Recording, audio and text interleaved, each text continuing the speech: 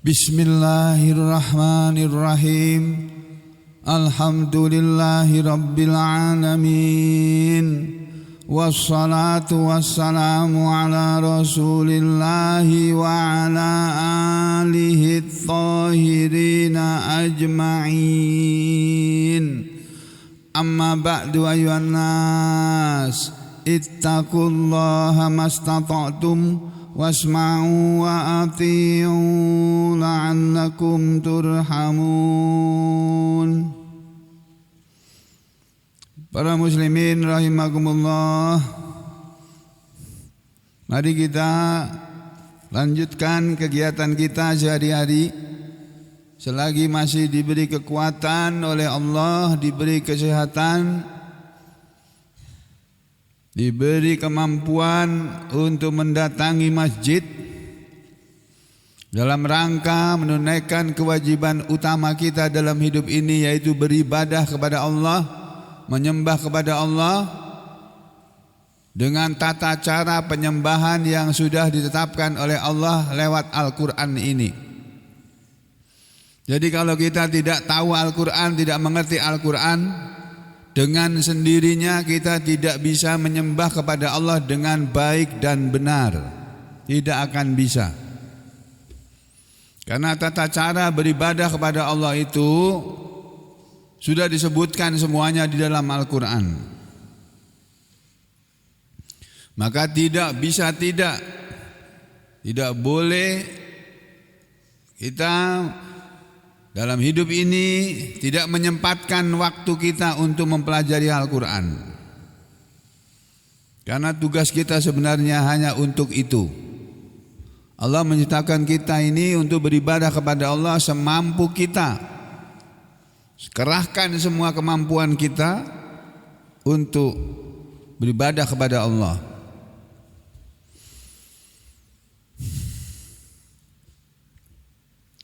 Kalau kemarin sudah disampaikan ayat ke-50 dari surat Al-Kahfi, ya, yang berbicara tentang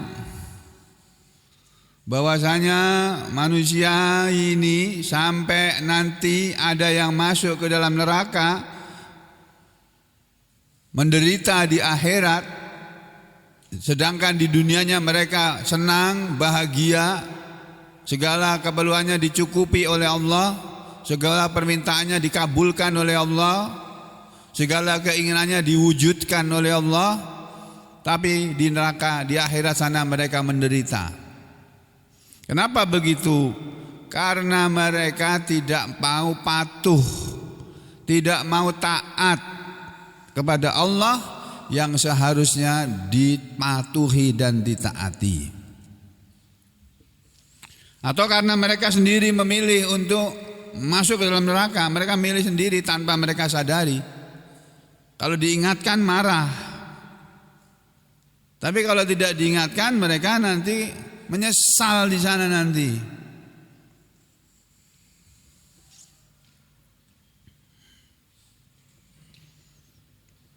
Di dalam sholat Jumat tadi, imam kita ini membaca surat yang sering dibaca di waktu sholat subuh di hari Jumat, terutama di wilayah Kalimantan ini, Kalimantan Selatan maupun Kalimantan Tengah yang saya tahu. Kalau di Kalimantan Timur saya belum pernah sholat di masjid di Kalimantan Timur. Kalau sampai Kalimantan Timur sudah, sampai Balikpapan sudah, tapi sholat di masjid di Balikpapan belum. Jadi saya tidak tahu apakah sama dengan di sini. Kalau di Jawa jarang diamalkan. Tapi kalau di sini selalu, setiap Jumat sering, bukan selalu ya, sering kali dibacakan. Jadi di dalam surat yang tadi dibaca itu juga berbicara tentang, sebagian ayatnya berbicara tentang keadaan yang akan dialami oleh manusia. Kita sering membaca surat ini, sering mendengar surat ini dibaca, tapi mungkin banyak di antara kita nggak paham isinya, nggak tahu isinya, maknanya apa, maksudnya apa. Coba kita lihat sebentar surat ini.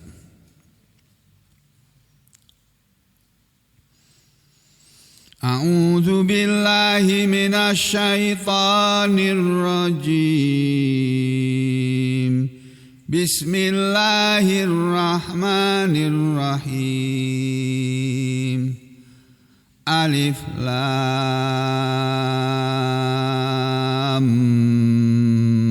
Mim.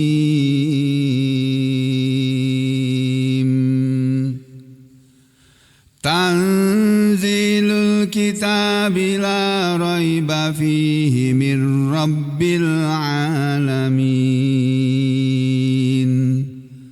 Am yaquluna iftarah bal huwal haqqu min rabbika litunzira qauman ma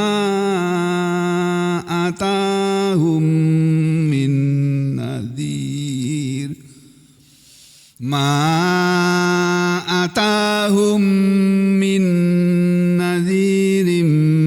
min qablika la'allahum yahtadun. Allahul ladzi khalaqas samawati wal arda wa ma bainahuma fi sittati ayyam thumma istawa 'alal 'arsy ma lakum min dunihi min waliyyin wala syafi'in afala tatadhakkarun. Yudabbirul amra minas samai ilal ardi thumma ya'ruju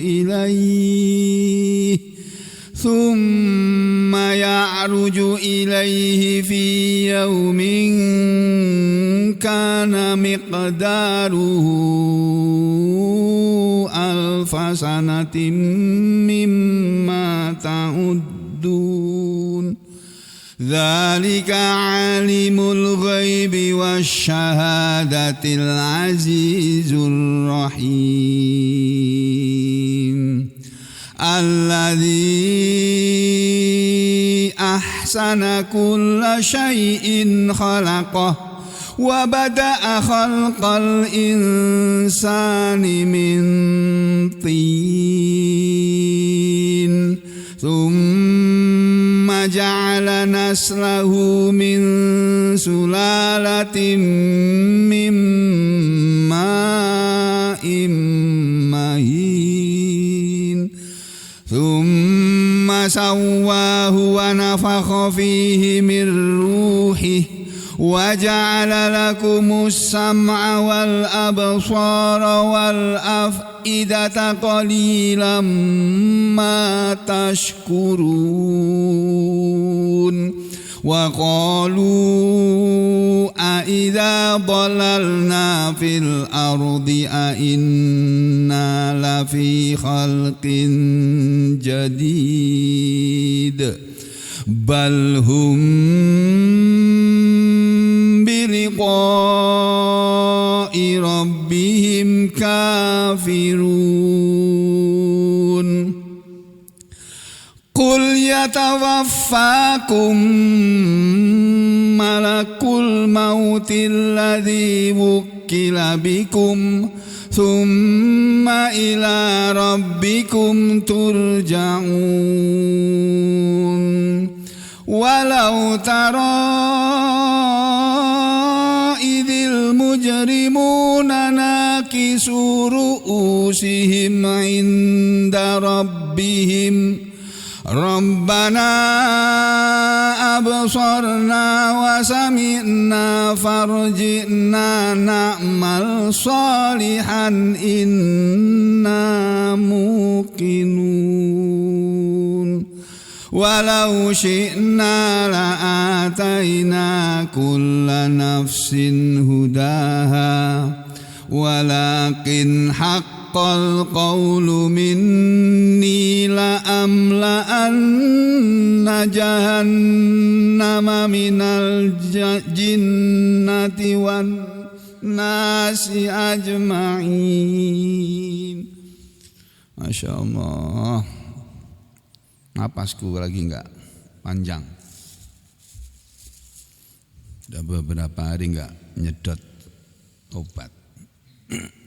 Bismillahirrahmanirrahim.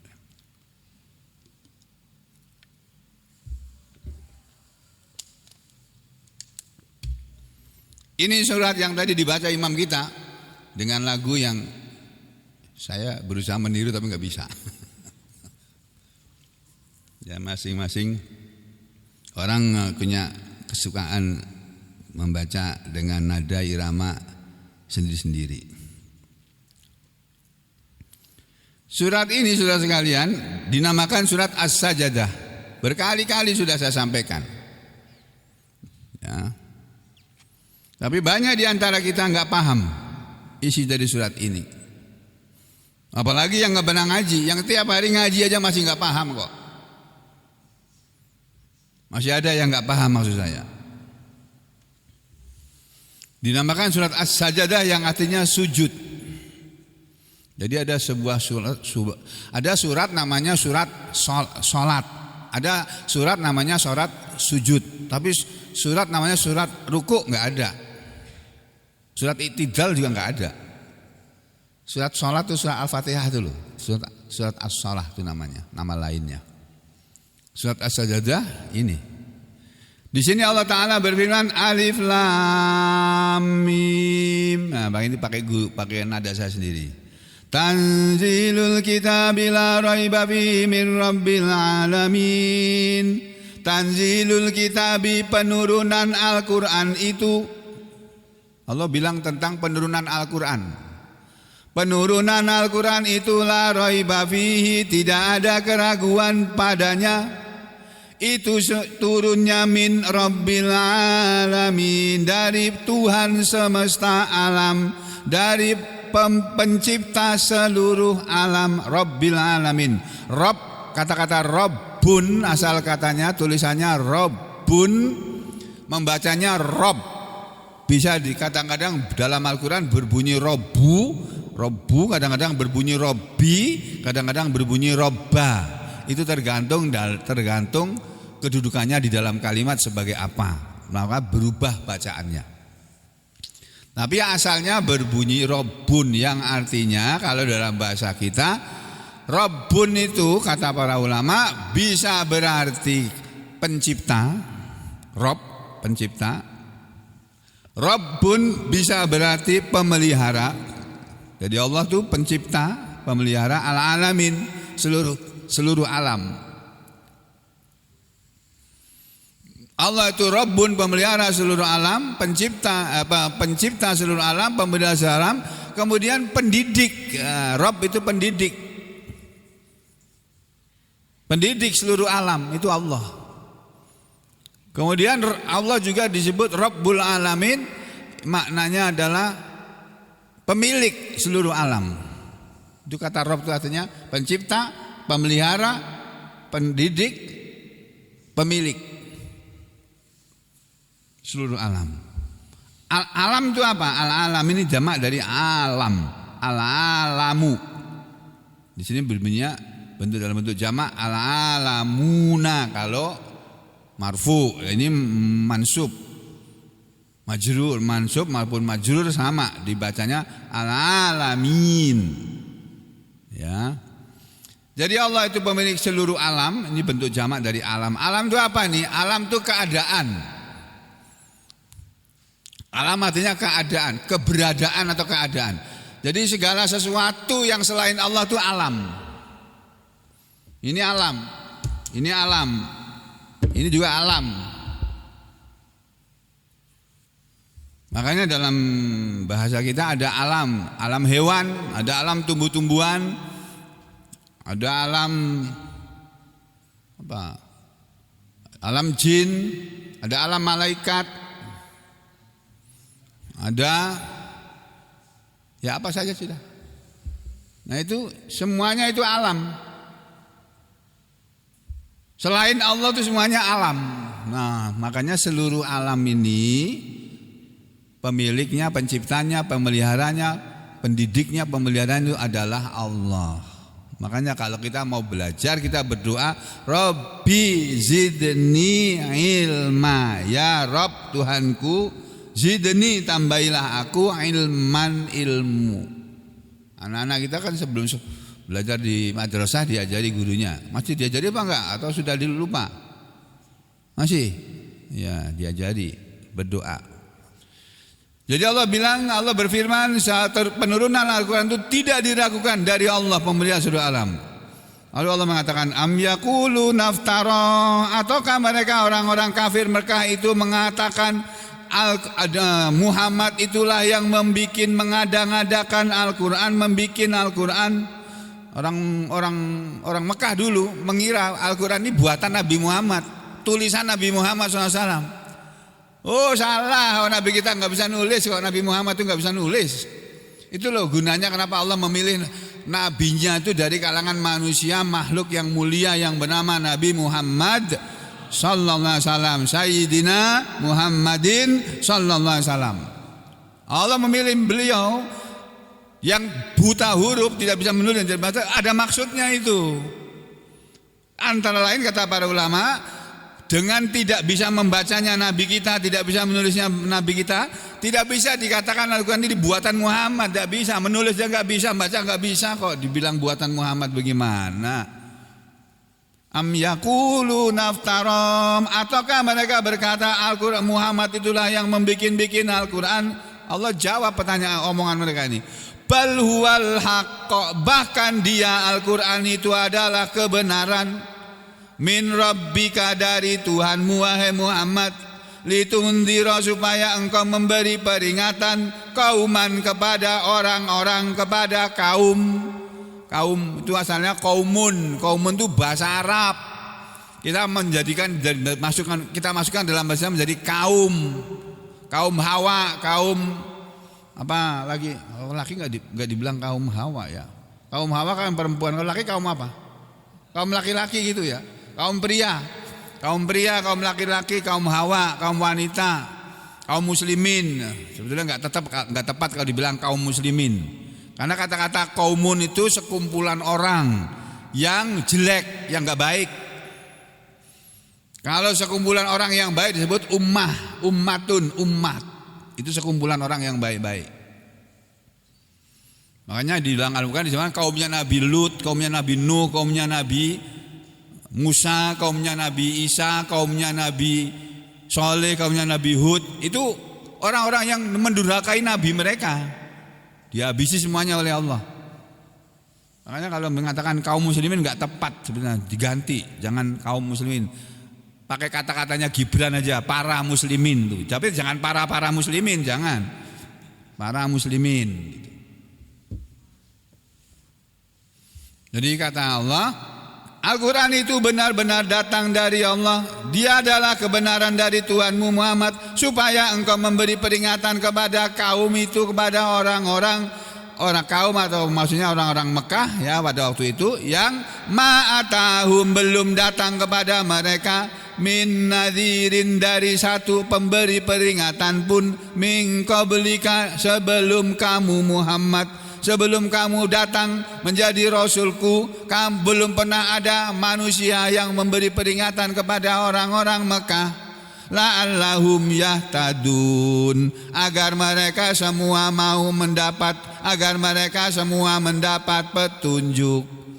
Jadi kalau kita kepengen mendapat petunjuk, kebenaran, ya harus mendengarkan Al-Quran, harus membaca Al-Quran. Gak mau baca Al-Quran, gak mau belajar Al-Quran, ya gak akan pernah ketemu yang namanya petunjuk yang sebenarnya. Karena ada dalam Al-Quran itu ayat yang berbunyi, ada sebagian manusia yang mereka mengira mereka mendapat petunjuk, padahal tidak. Di surah Al-Kahfi sudah lewat ayatnya itu, sudah dibacakan tuh, masih ingat enggak itu? Di surat Al-Kahfi surat 18. Jadi kalau kita pengen dapat petunjuk, dia harus belajar Al-Quran, harus mendengarkan. Kalau nggak bisa baca Al-Quran, dia belajar membaca dulu. Habis belajar bisa baca, itu diterangkan, gurunya menerangkan. Ini loh ayat ini maknanya, artinya begini. Ini kan bahasa Arab, bukan bahasa Indonesia.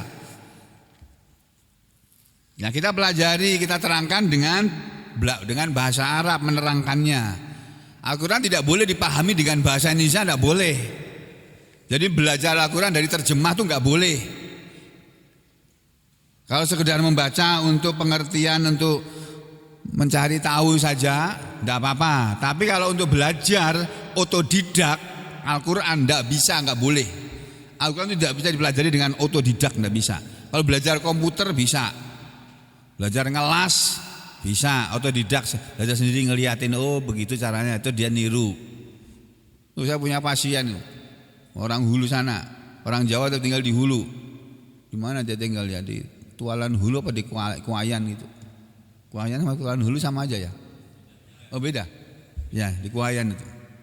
Orang Jawa dia, serba bisa dia, Masya Allah. Hidupnya tuh dari nol, datang ke Kalimantan nggak punya apa-apa, nggak bawa apa-apa, terus mengembara ke Malaysia, jadi buruh di Malaysia 5 tahun, buruh angkat, pulang ke Indonesia. Istrinya juga buruh di Singapura tapi pulang ke Indonesia, mengadu nasib di Kalimantan. Nggak tahu awal mulanya apa, nggak tahu. Sekarang ini kaya raya dia, Masya Allah, lebih kaya daripada saya. Saya kan nggak kaya Pak, dikiranya kaya. Orang kan mengatakan Pak Sugeng itu kaya. Kaya apa? Kaya ndasmu, kondasmu. Salah aku ngomong lah, iso-iso salah. Astagfirullahaladzim. Oh, bahasa Kebumen itu, bahasa Cilacap, ke Purwokerto kemarin ngomong ndasmu itu biasa.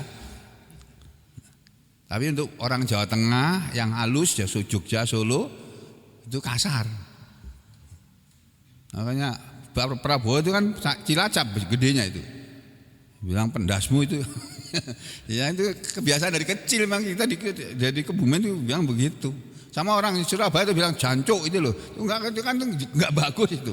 Tapi udah biasa itu orang Surabaya itu. Ya biasa di kalangan orang yang enggak baik sebetulnya itu. Ya saya minta maaf kalau saat itu bilang dasmu. Saya ini dikira orang kaya raya. Kalau saya kaya raya saya punya jet pribadi, Pak. Saya naik pesawat 2 minggu sekali itu bayar sendiri. Yang kata Lina nih, mana Lina tuh? Orang-orangnya. Lina ini sering nggak kelihatan ya. Oh ada ya, saya syukur masih hidup, alhamdulillah. Jadi kata Lina nih, bapak ini kalau uangnya yang untuk pulang ke Solo bolak-balik itu dikumpulkan tuh dikumpulkan tuh sudah bisa bikin rumah miliaran. Bener itu Lin, bener itu. Saya dulu saking seringnya naik pesawat itu, tiket dulu waktu masih tiket kertas itu belum elektronik itu saya kumpulkan itu. Sampai 2 tas penuh itu tiketnya itu. 2 tas ransel itu Pak, penuh itu isinya tiket. Dulu, sekarang kan sudah nggak pakai lagi, pakai elektronik. 2 minggu sekali saya naik pesawat itu bayar sendiri kok. Kadang-kadang dibayarin, ada yang bayarin. Ya. Tapi ya lama-lama bayar sendiri ya, masa tiap minggu dia mau bayarin aku 2 kali seminggu ini. Enak kan naik pesawat itu. Naik kapal pernah aku naik kapal, coba ngirit naik kapal, mabuk aku muntah-muntah sepanjang jalan. Astagfirullahaladzim. Wis ora pawaan numpak kapal aku ini. Papok saya naik kapal sudah. Dibayarin pun enggak mau, aku pilih naik pesawat aja sudah. Pernah saya naik kapal dari Sampit ini, pakai kapal Roro apa namanya? Dharma Kencana 3. Dari Sampit ke Semarang. Pernah saya naik, enggak waktu itu ke Surabaya. Dan pokoknya 1 atau 3, pokoknya ke Surabaya. Itu saya mulai naik di pelabuhan ini, terus menyusuri sungai ini ya, Mentaya ini ya. Sampai di Sementaya namanya ya. Nah, sampai di ujung bandaran sana di laut itu ya. 4 jam, Pak. Aku tuh lihat ke langit, ya Allah, besok pagi baru sampai ini. Coba aku naik pesawat tadi sampai Semarang aku tadi itu. Udah sampai Solo bahkan itu. Astagfirullah, masih besok pagi. Itu belum muntah Pak, masih di sungai. Begitu sampai di laut Pak. Waduh, gini. Untung orang-orang nggak tahu kalau aku ini dokter itu Pak. Kalau tahu aku malu Pak. Astagfirullahaladzim. Salah ini. Orang-orang gak ada yang tahu kalau aku dokter. Tidur kayak bandeng itu, dijajah-jajah itu kan. Astagfirullahaladzim. Itu pakai kapal roro, pakai kapal pelni juga pernah, di kelas 1 lagi. Yang paling atas sih, tetap muntah Pak. Astagfirullah. Wes ora naik kapal-kapalan nesora wes. Pesawat aja sudah. Enak naik pesawat, selalu datang. Tapi guru saya ada yang takut naik pesawat, tak guru saya. Guru saya spesialis saraf. Beliau dulu guru saya. Sekarang tapi kalau siang jadi murid saya, murid ngaji. Ya. Beliau itu takut naik pesawat. Paling takut kalau naik pesawat itu. Tadi kalau mana-mana di Jawa itu naik mobil. Untung mobilnya banyak dan bagus-bagus. Larinya kencang-kencang. Kalau saya daripada naik mobil naik pesawat saya sudah. Solo Jakarta pesawat wis. Solo Jakarta naik kereta api kalau terpaksa.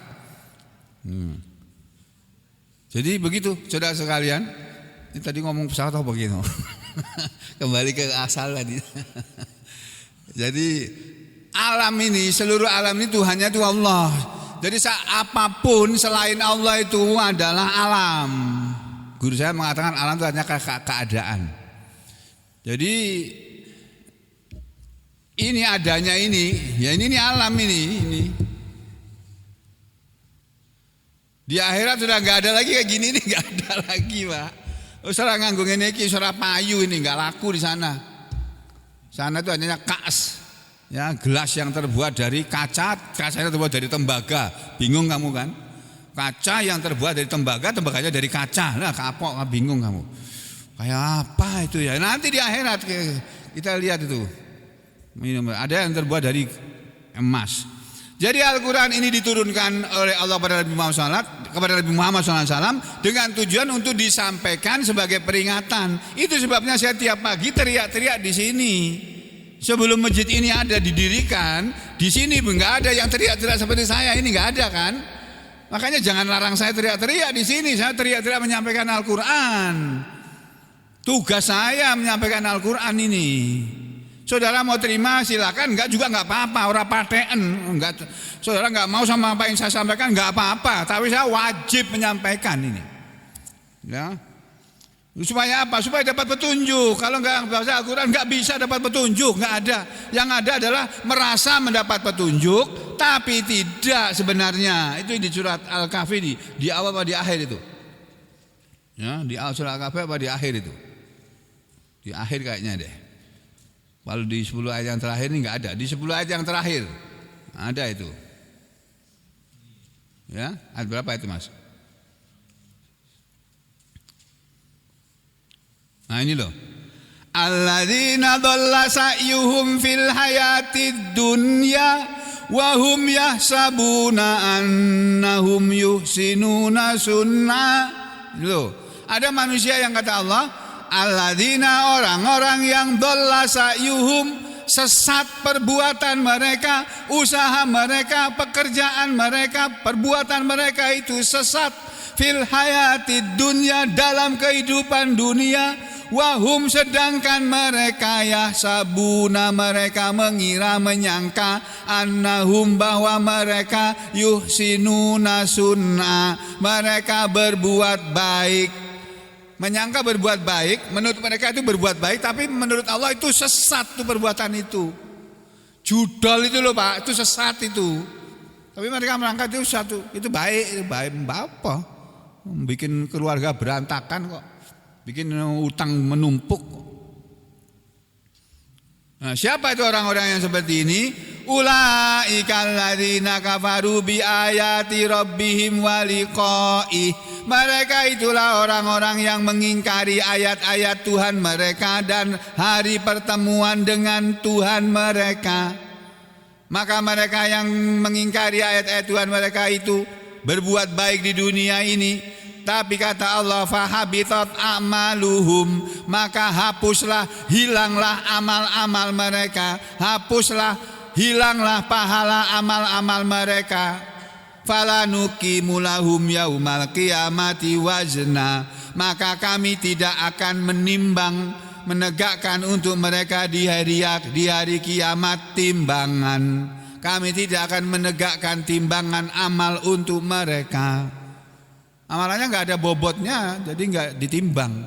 Nah ini juga sama dengan yang tersebut di surat yang sering juga dibaca di hari Jumat oleh para imam-imam ini. Ini suratnya ini, surat 88. Namanya surat Al-Ghasyiyah ini. Ini Al-Ghasyiyah namanya, suratul Ghasyiyah. Al-Ghasyiyah itu artinya yang menutup, yang menutupi. Tapi maksudnya hari kiamat. Ya. Surat ini dinamakan surat Al-Ghasyiyah, hari kiamat maksudnya. Kenapa hari kiamat dikatakan sebagai sesuatu yang menutupi, sesuatu yang meliputi? Karena di hari kiamat nanti manusia diliputi oleh rasa ketakutan yang luar biasa. Makanya surat ini diawali dengan bunyi begini. Bismillahirrahmanirrahim. Hal ataka haditsul ghasyiyah. Hal ataka sudahkah datang kepadamu Muhammad haditsul ghasyiyah, cerita tentang hari kiamat. Nah, Allah membuka firman-Nya dengan bertanya, sudahkah datang kepadamu Muhammad berita cerita tentang kiamat? Kalau belum tahu Muhammad, kasih tahu. Ini keadaan di hari kiamat. Wujuhu yauma idzin khashi'ah. Wujuhun, wajah-wajah manusia. Di sini kata-kata wujuhun bentuk kata jamak dari wajhun. Kalau satu wajah namanya wajhun. Artinya dalam bahasa kita wajah. Wajah itu dari bahasa Arab, itu bukan bahasa Indonesia, Pak. Kalau bahasa Arab, bahasa Indonesia mukamu itu. Raimu bahasa Jawa itu. Kalau bahasa Arab itu wajah. Wajhun. Kalau banyak wujuhun. Wajah-wajah maksudnya wajah-wajah manusia yauma idzin di hari itu khasyi'ah, menunduk. Nanti di hari kiamat semua orang itu menunduk wajahnya. Enggak ada yang petita-petiti begini, petita-petiti gini. Enggak ada lagi. Di dunia ini banyak orang petita-petiti, sombong. Anggak kata orang Jawa. Banyak. Tapi di akhirat nanti semuanya, mau dia raja, Firaun sekalipun menunduk. Apalagi cuma presiden. Raja Firaun itu loh, raja di zamannya. Menunduk nanti, ketakutan dia. Perdana menterinya juga begitu, Haman. Nama itu dua tokoh perwakilan penguasa yang tidak baik. Kalau mau menjadi penguasa yang baik, contohlah Nabi Sulaiman dengan Nabi Daud.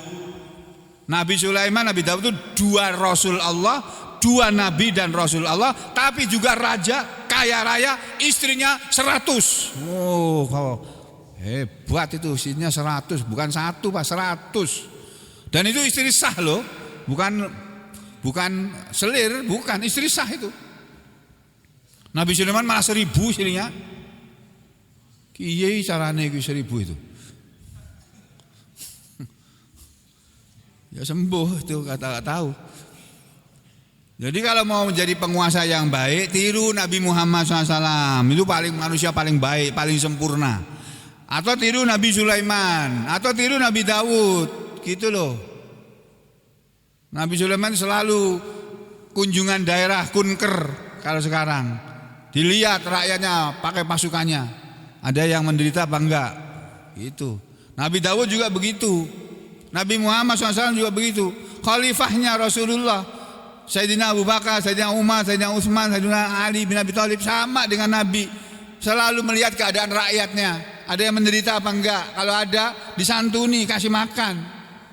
Kasih makannya tiap hari, bukan hanya kalau ada pilkada atau pilpres atau pilek. Tiap hari kasih makan yang tidak bisa makan. Tuh Nabi, pemimpin yang baik itu begitu itu. Nanti di hari kiamat wajah-wajah manusia pada menunduk. Kenapa? Karena ketakutan. Siapa wajah mereka itu? Amilatun, wajah orang yang beramal. Nasibah, wajah orang yang payah, kepayahan, kesusahan. Wajah ini makna ayat ketiga ini ada dua tafsir. Tafsir yang pertama yang dipilih oleh Jalalain, ini saya tunjukkan tafsir Jalalainnya ya.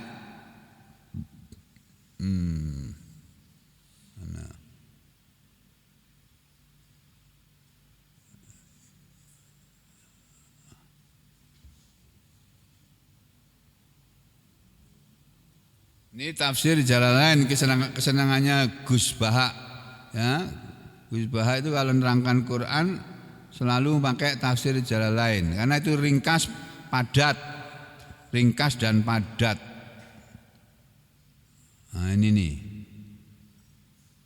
Hal ataka, hal ini maksudnya qad, sungguh. Ataka telah datang kepadamu hadisul ghasyiyah, cerita tentang kiamat. Cerita al-ghasyiyah ini al-kiamatu, kiamat. Li'annaha, karena kiamat itu taghsya, menutupi al-khalaik, seluruh makhluk, bi ahwaliha, dengan kengeriannya, kedahsyatannya. Wujuhu yauma idzin khasyiyah, wajah-wajah manusia di hari itu ya khasyiyah, menunduk karena merasa hina, karena merasa rendah, ya. Amilatun nasibah, orang yang beramal, orang yang susah, yang payah. Maksudnya payah adalah zata nasab, mempunyai kepayahan, wa ta'ab, dan kelelahan. Kenapa? Bisalalil wal akhlak, karena dirantai dan dibelenggu. Wajah-wajah manusia di hari itu menunduk, mereka beramal di dunia, sibuk mencari duit, sibuk mencari uang, sibuk mencari pangkat, sibuk mencari jabatan, tetapi nasibatun, menderita kepayahan di akhirat karena diborgol, dibelenggu oleh malaikat dengan borgolnya malaikat. Kalau di dunia ini orang berbuat jahat diborgol sama polisi, kalau di akhirat diborgol sama malaikat. Kepayahan mereka. Memborgolnya tuh nggak seperti dunia ini diikat pakai tali plastik apa itu, jarinya begini ini, atau tangannya diborgol pakai borgol gini. Kalau malaikat memborgol tuh tangannya taruh di sini, Pak. Nanti silakan saudara diikat tangannya gini setahun, suruh begini setahun aja, nggak usah selama nanti di hari kiamat. Jangan setahun baru 24 jam udah capek. Aduh udah capek, lepas. Borgolnya tangannya diginikan, Pak. Enggak diginiin, enak sampean. Sudah. Itu tafsir yang pertama itu begitu. Amilatun nasibah, wajah manusia yang berbuat banyak, beramal banyak di kebaikan di dunia ini, tapi nasibatun, mereka kepayahan susah di akhirat. Kenapa ada orang yang beramal baik di dunia, banyak beramal sampai payah, tapi di akhirat susah, menderita? Ini diterangkan oleh Ibnu Katsir dalam kitab tafsirnya. Nah, kita lihat tafsir Ibnu Katsir mengenai ayat ini. Nah, inilah. Amilatun nasibah, wajah-wajah manusia yang menunduk tadi adalah wajah orang-orang yang telah beramal banyak di dunia ini. Ya, ini qad amilat amalan katsiron, orang yang wajahnya dia telah beramal dengan amalan yang banyak, wa nasobat fihi, dan lelah capek dalam beramal di dunia, tapi wasoliyat, dan masuklah dia yaumal kiamati, di hari kiamat, naron hamiyah. Jadi wajah yang menunduk di hari kiamat adalah wajah orang-orang yang ingkar, yang kafir kepada Tuhan, ya. Sudah berbuat baik di dunia, banyak kebaikannya, banyak ngasih sokongan, banyak bantuan, bansos dia bagi-bagikan karena dia kaya raya. Tapi di akhirat tidak masuk surga, masuk neraka. Kok bisa begitu? Ya karena hatinya tidak beriman. Dia melakukan perbuatan baiknya tadi, yang ngasih orang uang, amplop segala itu bukan karena imannya, tapi karena kepingin dipilih jadi anggota dewan yang terhormat, kepingin jadi pejabat, itu niatnya. Makanya nggak dapat apa-apa di akhirat. Nah, ada hadis yang disampaikan oleh Ibnu Katsir yang menerangkan tentang maksud kalimat ini begini. Ini nih, ada riwayat yang disampaikan oleh mana nih, Umar bin Khattab, ya. Umar bin Khattab, Sayyidina Umar bin Khattab radhiyallahu an.